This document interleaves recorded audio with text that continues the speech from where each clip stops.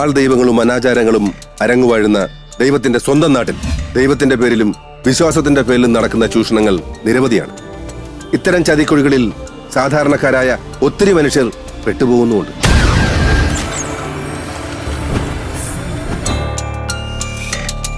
ധനാകർഷണ യന്ത്രം, നിധി കണ്ടെത്തൽ മുതലായ പേരുകളിൽ തട്ടിപ്പ് വീരന്മാർ പാവങ്ങളെ കൊള്ളയടിക്കുന്ന അവസ്ഥയാണ് ഇന്ന് കേരളത്തിൽ. നിധി കണ്ടെത്താനെന്ന പേരിൽ തുടങ്ങിയൊരു മന്ത്രവാദം, അത് ചെന്നെത്തിയത് കൊണ്ടോട്ടിയിലുള്ള ശകുന്തള എന്ന സ്ത്രീയുടെ മരണത്തിൽ. മണ്ണിൽ മറഞ്ഞിരിക്കുന്ന നിധിക്ക് വേണ്ടി മന്ത്രതന്ത്രങ്ങളുടെ പുറകെ പാഞ്ഞ വീട്ടമ്മയ്ക്ക് വിധിച്ചത് ദുർമരണം. തികഞ്ഞ ദൈവവിശ്വാസിയായിരുന്നു ശകുന്തള. ആ വിശ്വാസത്തെയും ശകുന്തളയുടെ കടബാധ്യതയെയും അങ്ങേയറ്റം മുതലെടുക്കുകയായിരുന്നു ദുർഗപ്രസാദ്. 7.5 പവനോളം സ്വർണവും 40,000-ഓളം രൂപയും വെച്ച് ദുർഗപ്രസാദ് ശകുന്തളയുടെ വീട്ടിൽ പൂജയൊരുക്കി. ഇവൻ്റെ അച്ഛൻ ഒരു സ്വർണ്ണപ്പണി എടുക്കുന്ന ആളായിരുന്നു. പിന്നെ ഇങ്ങനെ പൂജാരിയാക്കി എന്നൊന്നും അറിയത്തില്ല. കൊലപാതകം കഴിഞ്ഞ് 2 ദിവസം കഴിയുമ്പോൾ വീട്ടിൽ നിന്ന് ശവം എടുത്ത് കൊണ്ടുവരുമ്പോൾ ഞാൻ അവിടെ അടുത്തുള്ള കടയിൽ പോകുമായിരുന്നു. അന്ധവിശ്വാസത്തിന്റെ ചുവട് പിടിച്ച് നടത്തിയ ഒരു കൊടും ചതിയുടെ കഥ. 2009-2010 കാലഘട്ടത്തിലാണ് ഇവരിവിടെ വീട് വെച്ച് താമസിക്കുന്നത്. പണിക്കന്മാരുടെ അടുത്ത് പോയി പ്രശ്നങ്ങളൊക്കെ വെച്ച് നോക്കി അറിഞ്ഞപ്പോൾ ചില ആൾക്കാർക്ക് അങ്ങനെ ഉണ്ടാവും, വീട് സംബന്ധമായിട്ട് എന്തെങ്കിലുമൊക്കെ നോക്കണം എന്ന് പറയുമ്പോൾ അങ്ങനെ അവർ പറഞ്ഞ് ഇങ്ങനെ ഒരു പറമ്പിലൊരു ഇങ്ങനെ ഒരു വസ്തു ഉണ്ട്, അത് പിന്നെ എടുക്കണോ എടുക്കേണ്ടതെന്നുള്ള ഒരു പറഞ്ഞിട്ടുണ്ടാവില്ല. എങ്കിലും അതിനെ തുടർന്ന് അവർ അതിനോട്ട് മുന്നോട്ട് നീങ്ങി.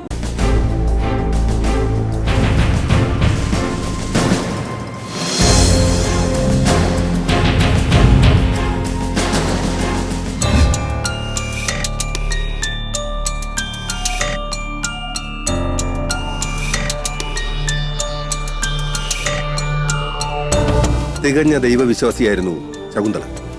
ആ വിശ്വാസത്തെയും ശകുന്തളയുടെ കടബാധ്യതയും അങ്ങേയറ്റം മുതലെടുക്കുകയായിരുന്നു തന്ത്രശാലിയായ ക്ഷേത്രപൂജാരി ദുർഗപ്രസാദ്.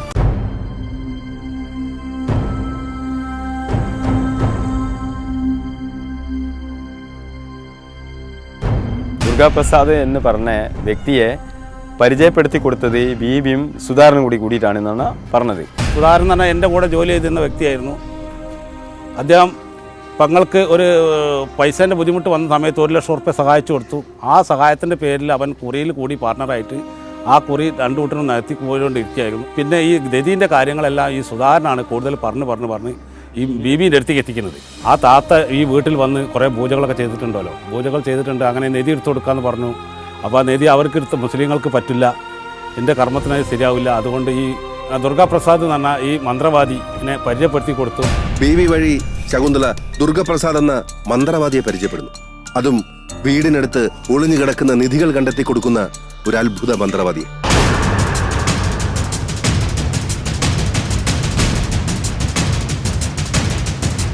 ഈ ദുർഗപ്രസാദ് ഇവിടെ പുളിക്കൽ വേട്ടക്കൊരു മകൻ ക്ഷേത്രത്തിൽ പൂജാരിയാണ്.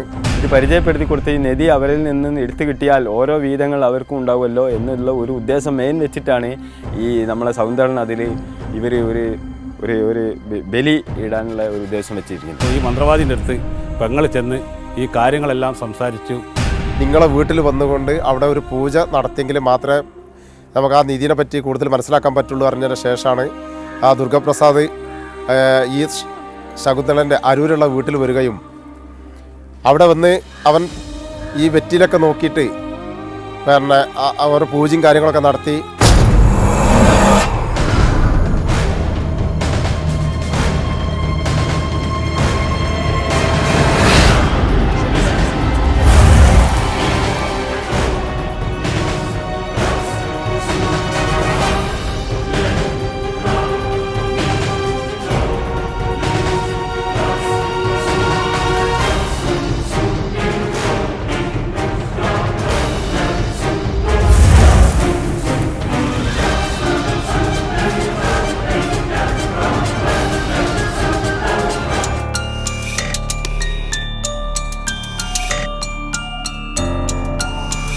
ജ്യോതിഷം തെളിഞ്ഞു. ശകുന്തള താമസിക്കുന്ന വീടിനടുത്തുള്ള തേക്കുമരത്തിന്റെ ചുവട്ടിൽ ഒരു നിധിയുണ്ടെന്നും അത് കൈക്കലാക്കണമെങ്കിൽ സ്വർണവും പണവും വച്ച് കൈയും കണ്ണും കെട്ടിക്കൊണ്ടുള്ള ഒരു വിചിത്ര പൂജ ചെയ്യണമെന്നും ദുർഗപ്രസാദ് വിധിയെഴുതുന്നു. ഒരു തേക്കുമരം ഉണ്ടായിരുന്നു, നല്ല പൂത്തുലച്ച തേക്കുമരം. ഈ തേക്കുമരത്തിൻ്റെ ചുവട്ടിൽ നിധി ഇരിപ്പുണ്ട്. അതിൻ്റെ അടിസ്ഥാനത്തിൽ ആ നിധി കിട്ടണമെങ്കിൽ പൂജാകർമ്മങ്ങൾ നടക്കണം. അതിൻ്റെ അടിസ്ഥാനത്തിൽ ഇവിടെ വീടുകളിൽ 1-2 ദിവസമായിട്ട് പൂജകൾ നടന്നിരുന്നു.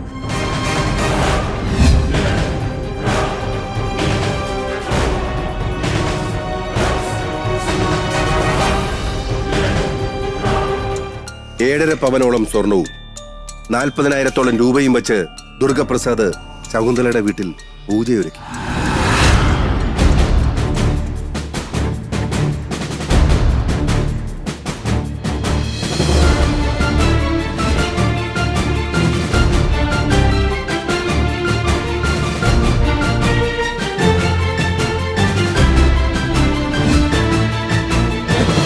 ഇത്ര പണം വെക്കണം, ഇത്ര സ്വർണം വെക്കണം, ഇത് ഭൂമിയിൽ നമ്മൾ വെച്ചതിൻ്റെ ശേഷം നമുക്ക് പൂജ തുടങ്ങാൻ പറ്റുള്ളൂ എന്നുള്ളതും പറഞ്ഞു കഴിഞ്ഞതിന് ശേഷം ഈ മരുമകളെ അടുത്തുള്ള സ്വർണങ്ങൾ വാങ്ങിക്കഴിഞ്ഞതിന് ശേഷം ഇത്ര പണങ്ങൾ ഈ കുറി നടത്തുന്ന അവളെ കയ്യിലുള്ള പൈസകളെല്ലാം സ്വരൂപിച്ച് മറ്റുള്ള ആൾക്കാരുടെ അടുത്ത് നിന്ന്, അറിയുന്ന ആൾക്കാരുടെ അടുത്ത് നിന്ന് പൈസ കടം വാങ്ങിച്ചിട്ട് അവിടെ ശേഖരിച്ച് വീടിൻ്റെ 4 ഭാഗത്തും വെറ്റില വെച്ച് പെങ്ങളെ കൈയും കണ്ണും എല്ലാം കെട്ടി എന്നതിന് ശേഷം 40,000 രൂപയും 7 പവൻ്റെ സ്വർണവും വെച്ച് പൂജ ചെയ്ത് 5 മിനിറ്റിനുള്ളിൽ അവൻ തിരിച്ചുപോയി. ആ പണം തിരികെ കൊടുത്തു. അങ്ങനെ അവൻ ആ വിശ്വാസം വരുത്തിണ്ടാക്കി. നിരവധി തട്ടിപ്പ് കേസുകളിൽ പ്രതിയായിരുന്ന കപടപൂജാരിയെ മനസ്സിലാക്കാൻ ഈ പാവം വീട്ടമ്മയ്ക്ക് കഴിഞ്ഞില്ല. വീട്ടിലെ ആങ്ങളിനോടോ മക്കളോടോ അമ്മയോടോ ആരോടും ഈ വിവരങ്ങൾ പറയരുത്, മൗനം പാലിച്ചുകൊണ്ടായിരിക്കണം യാത്ര തുടരേണ്ടതെന്ന് എല്ലാ കാര്യങ്ങളും അവൻ പ്ലാൻ ചെയ്ത് ഈ പണം തട്ടിയെടുക്കുക എന്നുള്ളതായിരുന്നു അവൻ്റെ ലക്ഷ്യം. ഇത്രയും ഞങ്ങൾ സുഹൃത്തുക്കളാണ്. എന്ത് കാര്യങ്ങളുണ്ടെങ്കിലും ഞങ്ങൾ അങ്ങോട്ടും ഇങ്ങോട്ടും പറയും. ഈ ഒരു പേരോട് പറഞ്ഞതേ ഇല്ല, എന്തു പറ്റിയൊക്കെ എന്നറിയില്ല.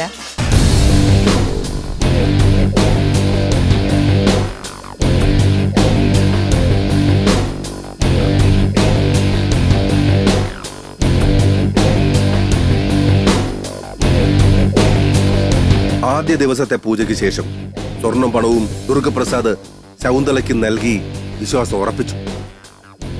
പിന്നീടുള്ള പൂജയ്ക്കായി ശകുന്തളയും കൂട്ടി ദുർഗപ്രസാദിന്റെ വീട്ടിലേക്ക് 3 തവണ ഈ പൂജ വീട്ടിൽ നിന്ന് നടത്തിയെങ്കിലും അവളോട് പറഞ്ഞ് അടുത്ത പൂജ ഇനി ഇവിടെ വെച്ചിട്ട് പറ്റൂല, ഇത് നമ്മൾ മറ്റൊരു സ്ഥലത്തേക്ക് വെച്ചിട്ടേ ഈ പൂജകൾ നടത്താൻ പറ്റുള്ളൂ. ഇന്നതിന് ശേഷം നമുക്ക് നദിയിലേക്ക് തുടരാം. ഈ പൈസയും സ്വർണവും അതേപോലെ തന്നെ എന്ത് ചെയ്യുക, ഇവിടെ ചെയ്ത അതേമാതിരി പൂജ ആ പൈസയും സ്വർണ്ണം അവിടെ വെപ്പിച്ചിട്ടാണ് ഈ പൂജ ചെയ്തത്. അങ്ങനെ ലാസ്റ്റ് ഇയാൾക്ക് നിധി എടുത്തു കൊടുക്കാൻ കഴിയാത്ത അവസ്ഥ വന്നപ്പോൾ എൻ്റെ പെങ്ങളെ കൊല്ലുക എന്നുള്ളതാണ് അയാളുടെ ലക്ഷ്യം. പിന്നെ മരുതോങ്ങര എന്ന സ്ഥലത്താണ് ഇയാളെ സ്ഥിരം താമസമുള്ളത്. പക്ഷെ ആ വീട്ടിൽ സ്ഥിര താമസമില്ല. അയാളും ഭാര്യയും ഇങ്ങനെ അമ്പലങ്ങൾ മാറി ഈ പൂജാകർമ്മങ്ങൾ നടത്തി വരുന്നൊരു സ്ഥിതിയാണുള്ളത്. 12-ാം തീയതി, അതായത് ഒരു ദിവസം ഈ വേട്ടയ്ക്കൊരു മാൻ എന്ന ക്ഷേത്രത്തിലേക്ക് രാവിലെ 8 മണിക്ക് ഈ ശകുന്തളനോട് വരാൻ പറയുകയും ശകുന്തള 8 മണിക്ക് ക്ഷേത്രമായിട്ട് വന്ന് ദുർഗപ്രസാദായിട്ട് സംസാരിച്ചപ്പോൾ ദുർഗപ്രസാദ് പറഞ്ഞു, ഞാൻ പൂജയും കാര്യങ്ങളും നടന്നുകൊണ്ടിരിക്കുകയാണ്, നീ ഇവിടുന്ന് ഫറൂഖിലേക്ക് വണ്ടി കയറിക്കോ പറഞ്ഞ്. അങ്ങനെ ശകുന്തള ഫറൂഖിലേക്ക് വണ്ടി കയറുകയും ഇവൻ്റെ പൂജാതി കർമ്മങ്ങളൊക്കെ കഴിഞ്ഞതിൻ്റെ ശേഷം ഇവനെന്ത് ചെയ്താരോ ഫറൂഖിൽ വന്ന് ശകുന്തളയായിട്ട് ബന്ധപ്പെട്ടതിൻ്റെ ശേഷം ഇവൻ ചെയ്താരോ ഇവളോട് കൊയിലാണ്ടിക്ക് ബസ് കയറാനും കുറ്റ്യാടി അറ്റം വരെ ബസ്സിന് ചെന്നു. ബസ്സിൽ നിന്ന് അവിടുന്ന് കുറ്റ്യാടിയിൽ നിന്ന് ഇവൻ്റെ ബൈക്കിൻ്റെ ബാക്കിൽ കയറിയിട്ടാണ് എൻ്റെ പെങ്ങൾ പോയത്.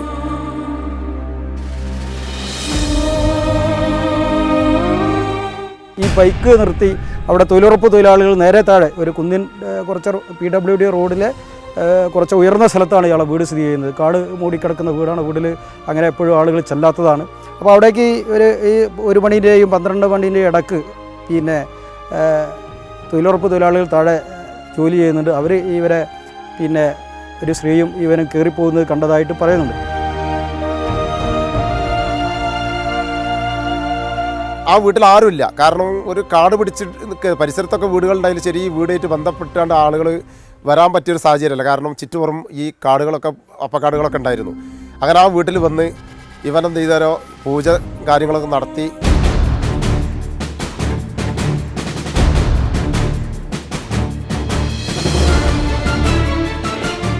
ഇയാളെ പൂജാകർമ്മത്തിൻ്റെ ഭാഗമായി തലയിൽ കറുത്ത തുണിയിട്ട് അതിൻ്റെ ഭാഗമായി മുന്നിൽ എന്തൊക്കെയോ സാധനങ്ങൾ നിരത്തി വെച്ച് പുറകിൽ പോയി 2 കൈയും ബാക്കിലേക്ക് കെട്ടി അതിൻ്റെ ഭാഗമായി തല കറുത്ത തുണി കൊണ്ട് പുതച്ച് ബാക്കിൽ പോയിട്ട് പ്ലാസ്റ്റിക് കയർ ഉപയോഗിച്ച് കുരുക്കിട്ട് ആ കുരുക്കിന് പിന്നെ ജനലിൻ്റെ പുറത്തേക്ക് ബലമായി പിടിച്ചതിന് ശേഷം ഇയാൾ കൈകൊണ്ട് ബാക്കിൽ നിന്ന് തള്ളിയിട്ടാണ് ഈ ശകുന്തളനെ പിന്നെ വീഴ്ത്തുന്നത് എന്നാണ്. അങ്ങനെയാണ് എന്ത് ചെയ്താരോ അവിടെ ആ വീഴുന്ന വില്ല് എന്നിട്ടാണ് ഇവൻ എന്ത് ചെയ്യാറ് ഇവളെ അതിനെ മൃഗീയമായിട്ട് കൊല്ലുകയും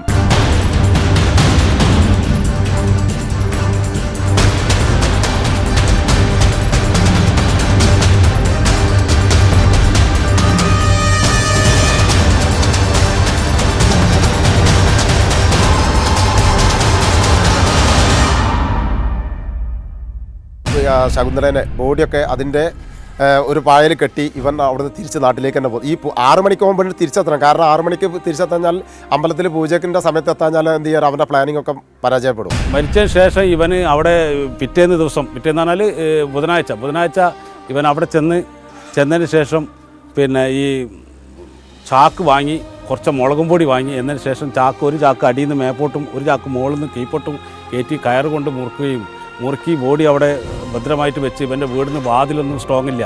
അപ്പോൾ വാതിൽ പുറത്തേക്ക് കയറ് കൂട്ടി കെട്ടി എന്നതിന് ശേഷം ഇവൻ ഈ ബോഡീൻ്റെ ചുറ്റോട്ട് മുളകും പൊടി വിതറുകയും നായ്ക്കളൊക്കെ കയറി കടിക്കുന്നു വിചാരിച്ചിട്ട് ഇവൻ അത്രയ്ക്കും നല്ല തന്ത്രശാലിയാണ്. അപ്പോൾ ഇവൻ ഇതിൻ്റെ മുന്നേയും കൊലപാതകങ്ങൾ ചെയ്തിട്ടുണ്ടാവും എന്നാണ് എൻ്റെ നിഗമനം. പിന്നീട് ഒരു 4 ദിവസം കഴിഞ്ഞതിന് ശേഷമാണ്, അത് 16-ാം തീയതിയോ മറ്റുമാണ്, ഇയാൾ ഇവിടെ നിന്ന് കൊട്ടപ്പുറത്തുനിന്ന് വാടകയ്ക്കെടുത്ത ഒരു കാറും മാരുതി കാറുമായിട്ടാണ് ഇയാളും ഭാര്യയും കൂടെ ചെന്ന് ഈ പിന്നെ എന്തോ ചാക്കിൽ പൊതിഞ്ഞ ഒരു വലിയ കെട്ട് താഴേക്ക് പിന്നെ ഉരുട്ടിയിടുന്നത്.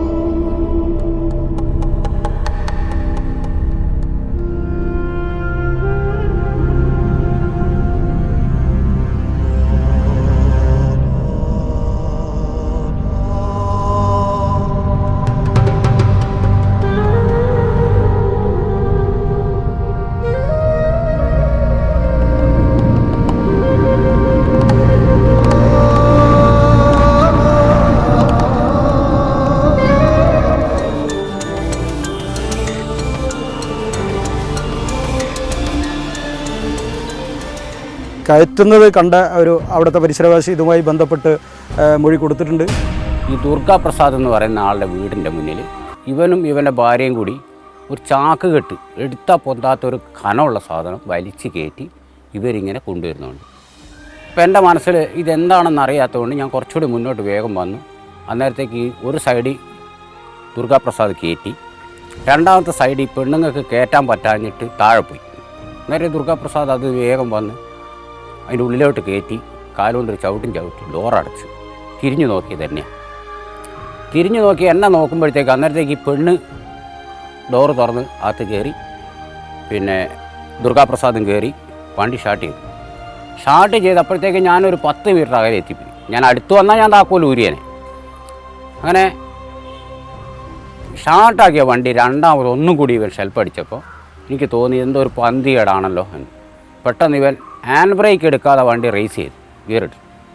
അതും വണ്ടി ഇങ്ങനെ പൊങ്ങി കളിച്ച് പിന്നെ ഒറ്റ എടുത്തിടലും വണ്ടി തവളയാടുന്നു. അതിൽ റോഡെ ചാടി ഒറ്റ പോക്ക്. അതുപോലെ തന്നെ അവിടെ തൊട്ടടുത്ത് ഇയാളെ വീടിൻ്റെ തൊട്ടടുത്തുള്ള 8ാം ക്ലാസ്സിൽ പഠിക്കുന്ന ഒരു വിദ്യാർത്ഥി കൃത്യമായി ഇവൻ ഇത് വലിച്ചു കയറ്റുന്നതും ഇതെന്താണെന്ന് ചോദിച്ചപ്പോൾ പോടാവ് എന്ന് പറഞ്ഞ് അവനെ ഓടിക്കുകയൊക്കെ ഉണ്ടായി എന്ന് ആ കുട്ടി പോലീസിനോട് മൊഴി പറഞ്ഞിട്ടുണ്ട്. ഞാൻ അവിടെ അടുത്തുള്ള കടയിൽ പോകുമായിരുന്നു. അന്നേരം തിരിച്ചു വരുമ്പോഴാണ് ഞാൻ ഈ ശവടങ്ങിയ ചാക്ക് താഴോട്ടെടുത്തിരുന്ന് കണ്ടത്. അന്നേരം ഞാൻ എന്താണെന്ന് ചോദിച്ചു. അന്നേരം അവർ ഒന്നുമില്ല, നീ വിട്ടോ പറഞ്ഞു. അന്നേരം ഞാൻ തിരിച്ചു വരികയാണ് ചെയ്തത്. അന്നേരം എന്നെ കണ്ടപാട് ആ സഞ്ചി മറക്കാൻ വേണ്ടിയിട്ട് മുണ്ട് അഴിച്ച് താഴെ ഇടുകയും എന്നിട്ട് എന്നോട് വീട്ടിലേക്ക് പോകാനും പറഞ്ഞു. ഈ റൊട്ടുമെന്ന് ഈ ബോഡി പിന്നെ അവനും അവൻ്റെ പെണ്ണുങ്ങളോട് കാറിൻ്റെ ഡിക്കിലേക്ക് എടുത്തിട്ടാണ് പിന്നെ കൊണ്ടുപോയി പെരുവണ്ണാമൊഴി ഡാമിൻ്റെ അടുത്ത് എത്തിയ സമയത്ത് അവിടുന്ന് ആ ബോഡി ആ ഡാമിലേക്ക് തള്ളാനാണ് ഉദ്ദേശിച്ചിരുന്നത്. ആ സമയത്ത് എന്ത് ചെയ്ത് അവിടെ ഈ തൊഴിലുറപ്പിൻ്റെ ആളുകളൊക്കെ പണിയേറ്റി പോണ കണ്ടപ്പോൾ അവൻ എന്ത് ചെയ്താരോ ആ ബോഡി അവിടെ തള്ളാൻ പറ്റാത്തതുകൊണ്ട് അവിടുന്ന് വലിച്ചാണ്ട് എന്ത് ചെയ്യാറോ ഒരു താഴെ കണ്ടത്തിലേക്ക് തള്ളിയിട്ട് ഈ പുഴയിലേക്ക് ഇടാതെ അവിടെ കിട്ടേണ്ട ഒരു ഓലട്ട് മൂടിയതിൻ്റെ ശേഷം തിരിച്ച് വീണ്ടും പിന്നെ അവരൊക്കെ പോയി കഴിഞ്ഞ ശേഷം വീണ്ടും തിരിച്ച് വന്നതിന് ശേഷമാണ് എന്ത് ചെയ്യാറോ ഇവിടെ ഈ ബോഡി വലിച്ചാണ്ട് ഈ പുഴയിലേക്ക് തള്ളിടത്.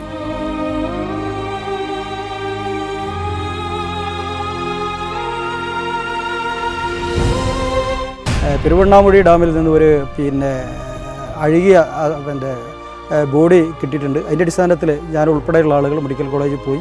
അവിടെ ചെന്നപ്പോൾ സ്റ്റോക്ക് റൂമിൽ ചെന്നപ്പോൾ ഈ ബോഡി തിരിച്ചറിയാൻ പറ്റാത്ത വികൃതമായിരുന്നു. അതിൻ്റെ അടിസ്ഥാനത്തിൽ ബന്ധുക്കളടക്കമുള്ള ആളുകൾ പെരുവണ്ണാമുഴി പോലീസ് സ്റ്റേഷനിൽ പോയി. അവിടെ അവരുടെ ഡ്രസ്സെല്ലാം കണ്ടതിൻ്റെ അടിസ്ഥാനത്തിലാണ്, തിരിച്ചറിഞ്ഞ അടിസ്ഥാനത്തിലാണ് ശകുന്തളയാണ് ഈ ബോഡി എന്നുള്ളത് തിരിച്ചറിഞ്ഞു. കേവലം 40,000 രൂപയ്ക്കും നിസ്സാരം 7.5 പവൻ സ്വർണത്തിനും വേണ്ടി മാത്രമായിരുന്നോ ഇത്രയും സൂക്ഷ്മമായ ഒരു കൊല? ശകുന്തള ഇങ്ങനെ പോകുന്ന വിവരം കുറച്ച് ആയപ്പം അറിഞ്ഞു തുടങ്ങിയ സമയത്ത് തന്നെ ഇവിടെ ഫ്ലാഷ് ആയിട്ടുണ്ട്. ഇയാൾ ഇങ്ങനെയുള്ളൊരു വ്യക്തിയാണ്, ഒരു ഗൂഢോത്രം ചെയ്യുന്ന ഒരാളാണ്. അപ്പോൾ നമ്മുടെ ഈ ഭാഗത്തു നിന്ന് ഒരുപാട് പേര് ഇയാളടുത്ത് പോയിട്ട് തേങ്ങ മുട്ടി ഇത് ചെയ്യുന്നുണ്ട്. അപ്പോൾ 1-2 ആളുകൾ പറഞ്ഞു അയാളടുത്ത് പോയാൽ നല്ല മെച്ചമാണ്, അതുകൊണ്ട് പോവാമെന്ന് പറഞ്ഞിട്ടാണ് ഓരോ വീട്ടിലുള്ള ആളുകൾ ഓരോ ദിവസം തോറും ആളുകൾ കൂടി വരികയാണ്. അപ്പോൾ ഇയാൾക്ക് ഇങ്ങനെ ക്രിമിനൽ സ്വഭാവം നല്ലതായിട്ടുണ്ട്. ഇയാൾ ഈ വിശ്വാസത്തെ ഇതിനു വേണ്ടി ചൂഷണം ചെയ്യുന്നു. അമ്പലങ്ങളെ പോലുള്ള കേന്ദ്രങ്ങൾ ഇയാൾ ഇതിനു വേണ്ടി ചൂഷണം ചെയ്യുന്നു. കേട്ടപ്പോൾ ഞങ്ങളെല്ലാവരും ഞെട്ടിത്തരിച്ചിട്ടാണ് അയാൾ അങ്ങനെ ചെയ്യുന്നുള്ള ഒരു വിശ്വാസം ഞങ്ങൾക്ക്. പരിപൂർണമായിട്ട് ഇയാളെ ബാക്കിൽ ഇതിനെ സഹായിച്ചതാര് എന്ന് കൃത്യമായി പറയാൻ നമുക്കിപ്പോൾ കൃത്യമായിട്ട് അതിൻ്റെ തെളിവുകളും കാര്യങ്ങളൊന്നും നമ്മളെ കയ്യില്ല. എന്നാൽ വലിയൊരു സംഘം ഇയാളെ സഹായിക്കാനുണ്ട് എന്ന് നമ്മൾ മനസ്സിലാക്കുന്നു. അമ്പലത്തിൽ വരുന്ന വിശ്വാസികളെ ചൂഷണം ചെയ്തുകൊണ്ടുള്ള ഇത്തരം തട്ടിപ്പുകൾ ദുർഗപ്രസാദ് ആദ്യമായിട്ടല്ല ചെയ്യുന്നത്. നിരവധി ആളുകൾ ശകുന്തളയ്ക്ക് മുമ്പും ഇത്തരം തട്ടിപ്പുകൾക്ക് ഇരയായിട്ടുണ്ട്. പുറത്തു പറഞ്ഞാലുള്ള മാനക്കേടോർത്ത് അവരാരും ഇതിനെതിരെ പ്രതികരിക്കുന്നുമില്ല.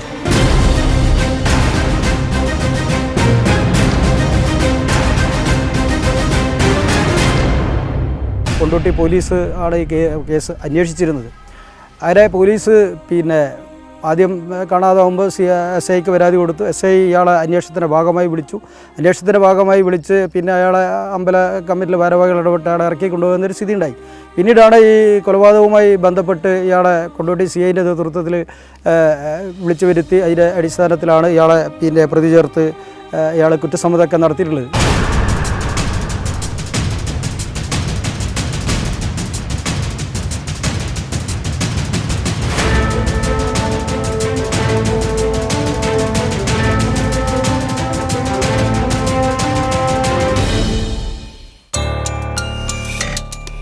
സ്വഭാവ ദൂഷ്യത്തിന്റെ പേരിൽ പല അമ്പലങ്ങളിൽ നിന്നും പുറത്താക്കപ്പെട്ടിട്ടുള്ള ദുർഗപ്രസാദ് ഇപ്പോഴും ഒരു ക്ഷേത്രത്തിലെ പൂജാരിയാണ്. ഇത്തരം ക്രിമിനൽ പശ്ചാത്തലമുള്ള ഒരു വ്യക്തിയെ ജാമ്യത്തിൽ ഇറക്കിയാൽ പിന്നീടുണ്ടാകുന്ന ഭവിഷ്യത്തുകൾ, വിശ്വാസികളെ മുതലെടുക്കുന്ന കപട മന്ത്രവാദ തന്ത്രങ്ങൾ എന്തുകൊണ്ട് നമ്മുടെ ഉദ്യോഗസ്ഥർ മനസ്സിലാക്കുന്നില്ല? പോലീസിൻ്റെ അടുത്ത് നല്ല സമീപനമല്ല ഇതിന് കിട്ടിയത്. പോലീസ് വളരെയധികം സ്ട്രോങ്ങിൽ ചെയ്യുകയാണെങ്കിൽ ഈ പ്രതിയെ ഞങ്ങൾക്ക് പിടിച്ചു കൊടുക്കാൻ എനിക്ക് കഴിഞ്ഞിട്ടുണ്ട്. ഇവർ അന്വേഷിച്ച് നടക്കേണ്ട ഒരു ഇതും വന്നിട്ടില്ല, പോലീസിൻ്റെ ഭാഗത്തുനിന്നുണ്ടായിട്ടില്ല. എല്ലാ കാര്യങ്ങളും ഞങ്ങൾ ഈ ക്ഷേത്രങ്ങളിൽ എൻ്റെ പെങ്ങൾ പോയി അവിടെ പോയിട്ടുണ്ട്, ഇവിടെ പോയിട്ടുണ്ട്, പല ക്ഷേത്രങ്ങളുണ്ട്, അവിടെ ഉണ്ട്, ഇവിടെ ഉണ്ട് എന്ന് പറഞ്ഞു. എല്ലാ സ്ഥലങ്ങളിലും ഒരു 12,000 കിലോമീറ്റർ വരെ ഇവളെ അന്വേഷിച്ച് പോയിട്ടുണ്ട് ഈ 5 ദിവസത്തിനുള്ളിലായിട്ട്. എന്നിട്ടും ഈ പോലീസിൻ്റെ ഭാഗത്തുനിന്ന് ഒരു അന്വേഷണമോ കാര്യങ്ങളോ അല്ലെങ്കിൽ ഈ പൂജാരീൻ്റെ സ്ഥലത്തേക്ക് അവിടേക്ക് ഇവർ പോലീസ് സ്റ്റേഷനിലേക്ക് വിളിച്ച് അന്വേഷിക്കുകയെ എങ്ങനെ ഈ വ്യക്തി എങ്ങനെയാണ്, ഇങ്ങനത്തെ എന്തെങ്കിലും ക്രിമിനൽ ഉണ്ടോ, എന്തെങ്കിലും കാര്യങ്ങളുണ്ടോ എന്നുള്ളത് നമ്മളെ കൊണ്ടോട്ടി പോലീസിൻ്റെ അടുത്തുനിന്ന് ഒരു ഇതും വന്നിട്ടില്ല. അവരന്വേഷിച്ചിട്ട് പോലില്ല. അവൻ്റെ ഡീറ്റെയിൽസുകളോ കാര്യങ്ങളോ ഒന്നും അവരെടുത്തില്ല. അവർ വെറും ക്ഷേത്ര കമ്മിറ്റിക്കാരോ അവരുമായിട്ടുള്ള ഒത്തുകളിയാണ് ഇതിൽ നടന്നതെന്നുള്ളതാണ് എനിക്ക് പറയാനുള്ളത്. പ്രതിയെ പിടിച്ചു കൊടുത്തിട്ട് അതിനുള്ള നടപടികൾ പെട്ടെന്ന് ചെയ്യാൻ കഴിയാത്തൊരു പോലീസ് സ്റ്റേഷനാണ് കൊണ്ടോട്ടി പോലീസ് സ്റ്റേഷൻ. അമ്പലത്തിൻ്റെ കമ്മിറ്റിക്കാരൊക്കെ തന്നെ ഇത്തരം ആളുകളെ ഇയാൾ ക്രിമിനൽ സ്വഭാവമുള്ളതിൻ്റെ ഭാഗമായി പല അമ്പലങ്ങളിൽ നിന്നും ഒഴിവാക്കിയിട്ടുള്ള ഒരു വ്യക്തിയാണ് ഈ ദുർഗാദാസ്. ഇയാൾ പല അമ്പലങ്ങളിൽ നിന്നും ഇങ്ങനെ ഈ സ്വഭാവദൂഷ്യത്തിൻ്റെ അടിസ്ഥാനത്തിൽ ഇയാളെ പിരിച്ചുവിട്ടിട്ടുള്ളതാണ്. അപ്പോൾ ഈ വെക്കുന്ന അമ്പല കമ്മിറ്റിക്കാർ പോലും അയാളുടെ പ്രദേശത്ത് പോലും ഒരു അന്വേഷണം നടത്താൻ ആവശ്യമായ രൂപത്തിലേക്കുള്ള ഒരു സമീപനം അമ്പല കമ്മിറ്റിക്കാരെ കയ്യിൽ നിന്ന് ഉണ്ടാവുന്നില്ല. പ്രത്യേകിച്ച് സ്ത്രീകളെയും പാവപ്പെട്ട ആളുകളെയുമാണ് ഇത്തരം ഈ ചൂഷണത്തിന് വിധേയമാക്കുന്നത്. ബോഡി പോസ്റ്റ്മോർട്ടം ചെയ്ത് കഴിഞ്ഞ ശേഷമാണ് നമ്മൾ ദുർഗാപ്രസാദിനെ പോലീസ് ശരിക്കും ചോദ്യം ചെയ്തത്. ശരിക്കും പോലീസ് ചോദ്യം ചെയ്ത സമയത്ത് ബോധ്യപ്പെട്ടതിന് ശേഷം എന്ത് ചെയ്താരോ അവനെ അറസ്റ്റ് ചെയ്തു.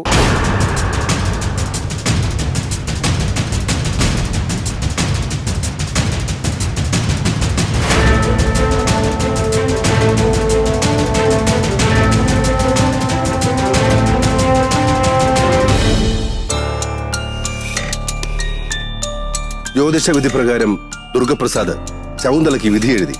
ഈ കേസുമായി ബന്ധപ്പെട്ട് ദുർഗപ്രസാദിന് വിധിച്ചത് വെറും 4.5 മാസത്തെ ജയിൽവാസം. ഈ മാന്യദേഹത്തെ ജാമ്യത്തിലെടുക്കാൻ വേണ്ടി ഓടിയെത്തി ഇയാളുടെ ഭക്തന്മാർ. ഒരു കൊലപാതകം ചെയ്ത ആളെ സപ്പോർട്ട് ചെയ്തു കൊടുക്കാനാണ് ഒരു വിഭാഗം അതിനായിട്ട് നിൽക്കുന്നുണ്ട്. വിശ്വാസത്തിന്റെ പേരിൽ ഒരു കൊലപാതകം നടത്തിയിട്ടും 37ഓളം പേർ ഈ കൊലപാതകത്തിന് സാക്ഷികളായിട്ടുണ്ടായിരുന്നിട്ടും ദുർഗപ്രസാദിനെ കോടതി ജാമ്യത്തിൽ വിട്ടു. ജാമ്യം എടുത്തിട്ടുള്ളത് കൊട്ടപ്പുറം സ്വദേശിയായിട്ടുള്ള ഒരു ആളാണ് ഇയാളെ ജാമ്യത്തിലെടുത്തത് എന്ന് അറിയാൻ വേണ്ടി കഴിഞ്ഞു. പിന്നെ പോലീസിന് കുറ്റപത്രം സമർപ്പിക്കാൻ വൈകിയ കാരണത്താലാണ് 4.5 മാസം വരെ ഇയാൾ ജയിലിൽ കിടക്കുകയും 4.5 മാസത്തിന് ഇവൻ്റെ ഭാര്യ അശ്വതി 2 മാസം ജയിലിൽ നിന്നു. 2 മാസം കഴിഞ്ഞ ശേഷം അവളെ ജാമ്യത്തിലെടുത്തു. പോലീസ് അക്കാലത്ത് അത് വേണ്ടതുപോലെ ഒരു ജാഗ്രത, അയാൾക്ക് ജാമ്യം കിട്ടാതിരിക്കാൻ ആവശ്യമായിട്ടുള്ള ഒരു ജാഗ്രത പോലീസിൻ്റെ ഭാഗത്തുനിന്ന്, കൊണ്ടോട്ടി പോലീസിൻ്റെ ഭാഗത്തുനിന്ന് ഇയാൾക്ക് ജാമ്യം കിട്ടാതിരിക്കാൻ ആവശ്യമായ നടപടിക്രമങ്ങളിലേക്ക് കാര്യങ്ങൾ പോയോ എന്നത് ഒരു സംശയത്തിൻ്റെ ഭാഗമായി നമ്മൾ കാണേണ്ടതുണ്ട്. ഒരു ജാമ്യം കിട്ടാത്ത രീതിയിൽ, ഒരു കാരണവശാലും ജാമ്യം കിട്ടാത്ത രീതിയിൽ കുറ്റം ഓൻ്റെ പേര് ചുമത്തേക്കാണെങ്കിൽ ഈ 2.5 വർഷവും പുറത്തിറങ്ങി നടക്കില്ലായിരുന്നു. അതെന്താണ് അതിൻ്റെ വീഴ്ച പറ്റിയെന്ന് ഞങ്ങൾക്ക് അറിയില്ല. ഞങ്ങൾ എന്താണ് ചെയ്യേണ്ടതിന് വേണ്ടിയിട്ട് എല്ലാ ജനങ്ങളും ഞങ്ങൾക്ക് സപ്പോർട്ടായി നിൽക്കുന്നുണ്ട്. എല്ലാവരും ഇവൻ്റെ നാട്ടുകാർ തന്നെ ഞങ്ങൾക്ക് സപ്പോർട്ടാണ്. കോടതി ഇപ്പോൾ എന്തടിസ്ഥാനത്തിലാണ് ഇയാൾക്ക് ജാമ്യം അനുവദിച്ചത് എന്ന് നമുക്ക് അറിയാൻ വേണ്ടി കഴിയില്ല. എന്തായാലും ഇത്തരത്തിലെ ക്രിമിനൽ സ്വഭാവമുള്ള ആളുകൾ ഈ സമൂഹത്തിൽ ഇറങ്ങി നടക്കുന്നത്, വിലസി നടക്കുന്നത്, പ്രത്യേകിച്ച് നമ്മളെ നീതിന്യായ വ്യവസ്ഥയെ വെല്ലുവിളിക്കുന്ന പോലുള്ള ഒരു സമീപനമാണ്. ആ രൂപത്തിൽ ഇയാൾ അടിയന്തരമായി ആ കാര്യങ്ങളിലേക്കുള്ള ആവശ്യമായ നടപടികൾ സ്വീകരിക്കേണ്ടതാണ്. ഫൈനലി ഞങ്ങൾക്ക് വേണ്ടത് ഇത് ചെയ്ത ഇതിൻ്റെ 3 കണ്ണികൾ പ്രധാനമായിട്ടുണ്ട്. ഒന്ന് ഫസ്റ്റിൽ കണ്ണി, ഇവളെ കൂടെ ഫസ്റ്റിലായിട്ട് ഒരു സഹോദരനെ പോലെ കൊണ്ടു നടന്നതാണ് സുധാകരൻ. അവനാണ് ഇതിൻ്റെ പ്രധാന കണ്ണി. 2ാമത്തെ കണ്ണി ഈ ബീവി എന്ന് പറഞ്ഞത്. 3ാമത്തതും 1ാമത്തതും മെയിൻ കണ്ണിയായിട്ടാണ് ഈ ദുർഗാപ്രസാദ്. ഗവൺമെൻറ് വക്കീൽമാരൊക്കെ തന്നെ ഇയാൾക്ക് പരമാവധി ഇന്ത്യൻ ശിക്ഷാ നിയമത്തിൻ്റെ ഏറ്റവും നല്ല രൂപത്തിലുള്ള ഒരു ശിക്ഷ, മുഴുവൻ ആളുകൾക്കും മാതൃകാപരമായിട്ടുള്ള ഒരു ശിക്ഷ തന്നെ നേടിക്കൊടുക്കാൻ ആവശ്യമായ രൂപത്തിലേക്ക് കേസിനെ കൊണ്ടെത്തിക്കണം.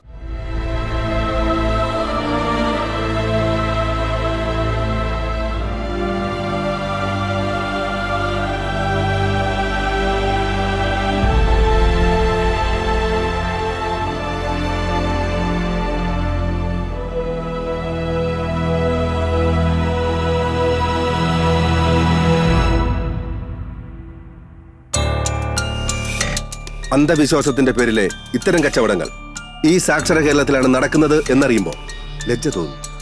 എത്ര തവണ ചതിയിൽപ്പെട്ടാലും കബളിപ്പിക്കപ്പെട്ടാലും വീണ്ടും അതേ ചതിയിൽപ്പെടാൻ നിന്നു കൊടുക്കുന്ന മലയാളികളുടെ മനസ്സാണ് ആദ്യം മാറേണ്ടത്. തുച്ഛമായ വരുമാനം കൊണ്ട് ജീവിതത്തിന്റെ 2 അറ്റവും കൂട്ടിമുട്ടിക്കാൻ ശ്രമിക്കുന്ന പാവങ്ങളുടെ ജീവിത സമ്പാദ്യമാണ് ഇത്തരക്കാർ കൊള്ളയടിക്കുന്നത്. ഇവർക്കെതിരെ ശക്തമായ നിയമ നടപടികൾ ഉണ്ടായേ പറ്റൂ. ശേഷം ഇനി നാളെ രാത്രി 10:30